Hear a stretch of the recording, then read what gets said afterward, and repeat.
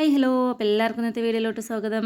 എത്ര തന്നെ കരിച്ചതും പൊരിച്ചതും ഉണ്ടാക്കില്ല എന്ന് പറഞ്ഞാലേ ആ ഒരു ടൈം ആകുമ്പോൾ ഒരു പൊരിച്ചിലാണ് കേട്ടോ അതൊക്കെ ഉണ്ടാക്കാൻ വേണ്ടിയിട്ട്. അപ്പോൾ ഇന്ന് ഞാനിതാ ഉമ്മാനോട് വിളിച്ച് പറഞ്ഞു കുറച്ച് ഉള്ളിയും പച്ചമുളകൊക്കെ അരിഞ്ഞ് വെച്ചോളി, ഞാൻ വന്നിട്ട് എന്തെങ്കിലും ഉണ്ടാക്കാമെന്ന്. അങ്ങനെ ഉമ്മാൻ്റെ പണിയെ ചെയ്ത് വെച്ചു. പിന്നെ ഞാനിതാ വന്ന ശേഷം ഉള്ളിപ്പൊക്കോടെയാണ് ഉണ്ടാക്കാൻ പോണത്. കടലമാവും ആവശ്യത്തിന് ഉപ്പും മുളക് പൊടിയും ഒരു നുള്ള് സോഡാപ്പൊടിയും കൂടി ഇട്ട് കൊടുത്തു കേട്ടോ. എന്നിട്ട് ഇതാ കുറച്ച് വെള്ളം ഒഴിച്ചിട്ട് നല്ലോണം കൈ കൊണ്ട് തന്നെ മിക്സ് ചെയ്തെടുക്കുന്നുണ്ട്.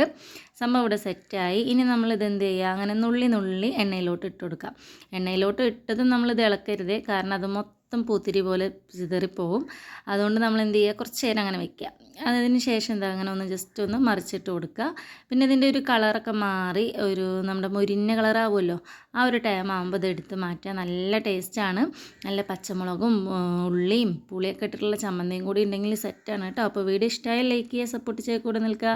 ഇതൊന്ന് ട്രൈ ചെയ്ത് നോക്കുക. Okay, bye, Tata.